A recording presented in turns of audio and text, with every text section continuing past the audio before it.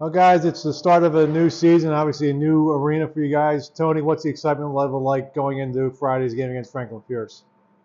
Yeah, it couldn't come soon enough. Practice has been good. We've had a lot of good energy. I know the girls are ready to go, and I know the community itself is also ready to go. As I'm getting a lot of people asking, "Hey, when's the first game? We'll see you there." So expecting to have a pretty good crowd too. Stephanie, for you, with the excitement level, what's it like? Yeah, I think everyone's really excited to kick things off, especially at the new rink. We really want to make some noise the first weekend, so I think that's what we're planning to do, and I think everyone's ready and super pumped. You? Yeah, I think it's been a long off season, and everyone's just really excited to hit the ground running and take it one weekend at a time. What do you think the key will be on Friday? I mean, how important is it to, obviously with the excitement and all that stuff, but how important is it to be able to keep your heads level because you got a game to play, not worry about all the surrounding pomp and circumstance? Yeah, I think it's just like any other game. It's exciting. It's the first one, but I think everyone's played a first game of the season before and just knows that you got to get one game done and then play again on Saturday, and you just got to come in and work on it. Tony, for you, how do you keep the team's focus on the game, not worry about the distractions of the first night? Yeah, I think the big thing is not bring it up that much, right? We got to make sure one that hey, we're gonna have fun with this. It's brand new, but we have a job to do. We got to focus on habits and details, and if we do that, we should have a good game. Somebody for you, what's that? Yeah, I think hockey's always been a game of emotions, so it's just not getting too high, not getting too low. Treating it like any other game, and obviously like, it's our first game, so mistakes are gonna happen, but just trying to keep our feet moving and like the girls going constantly, and I think we'll be okay.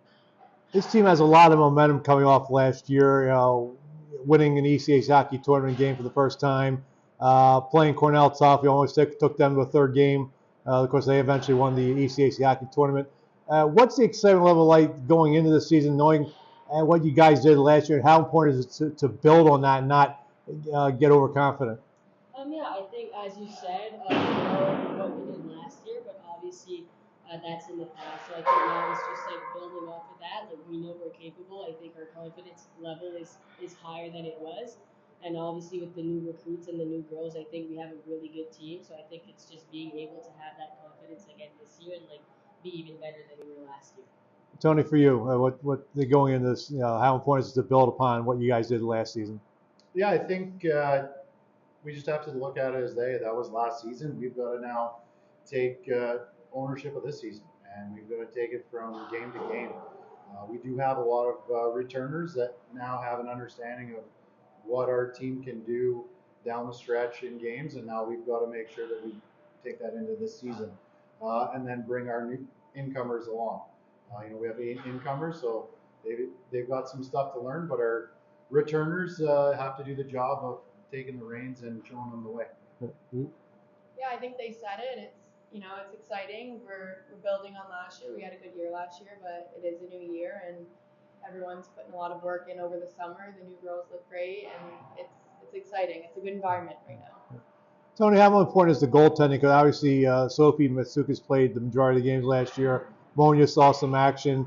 I don't know if she's going to start Friday night, but I mean, how important is it to get the goaltending situation squared away quickly before they get in the conference play? Well, you always want to make sure you get your goaltending stuff situated, but I do think it's going to be a competitive crease. We've got goaltenders that are going to be fighting to take minutes that are now available with Sophie being gone. So I think as long as we keep that competitive nature and they're cheering for each other when the others are in the net, that's all we can ask for. And at the end of the day, it's the team in front of us that's going to have the confidence in whoever's in the net. So they've got to build that during practice, and then when they get opportunities in games, we'll go from there.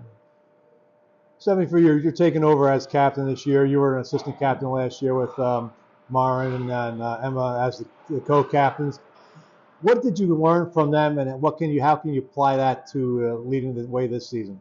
Yeah, I think obviously I had some big shoes to fill. I think both Lauren and Emma taught me how to be.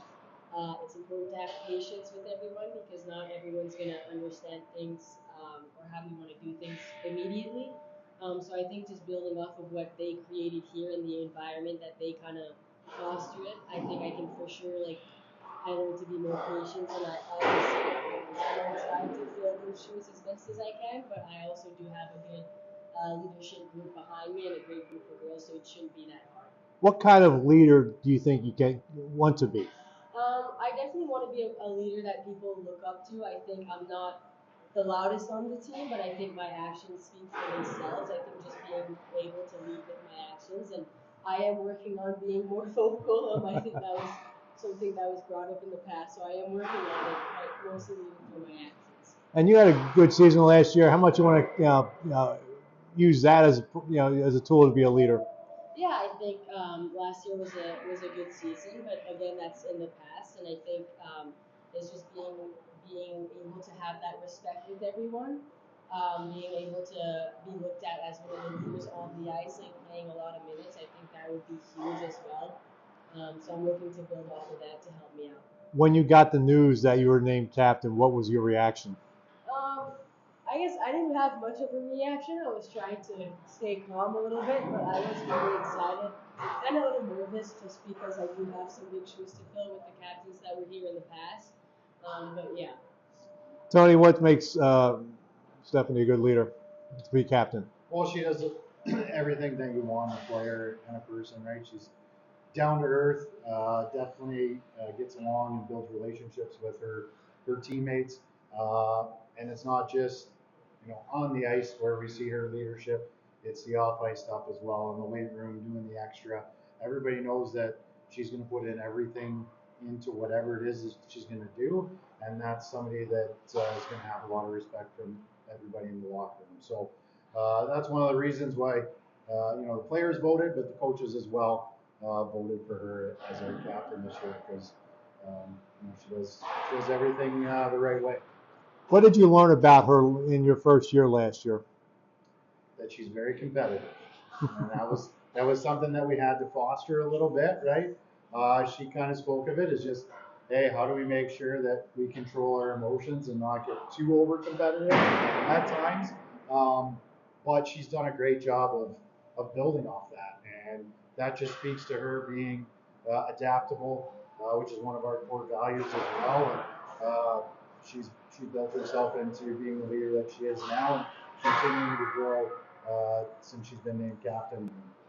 I mean, was it important just to have one captain instead of a co-captain situation this year, or was that just the way the vote turned out? I think it was just the way that the room was, right? Every year you have your voting have different types of personalities. This year, I think we have the three leaders, and they all bring something different.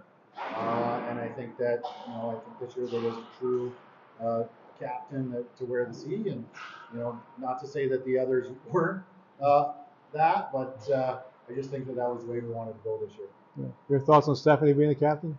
I think Stephanie's a great captain. I know we've worked together a lot, and she's helped me a lot last year, even this year. Like, just a great leader. She's very respectable. You watch what she does, and you can't help but respect her and what she does. And you follow someone who's doing the right thing and always putting in extra. You want to be like that, and so I think Stephanie has helped me build my habits, and even little things on the ice when we're working together, whether it's power play or a drill or learning a new shot. She's always so excited to help people that want to do better, and I think we have a team of people that are trying to grow and develop, and I wouldn't want anybody else to go to see.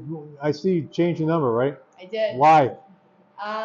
Back in juniors, I switched teams and I went to 17, and I think it spoke a lot to me. I love the number. It felt like my number. It felt like I grew as a person and my game once I started wearing it. And it was a debate between switching back or not, but I think ultimately I just love the number. It felt like it fit more than number 10, and I'd love to see someone else wear number 10. Is there anybody like NHL or even PWHL that wears 17 that you admire, or just No, there was nobody. I just happened to get on the back of my jersey one day and haven't looked back since.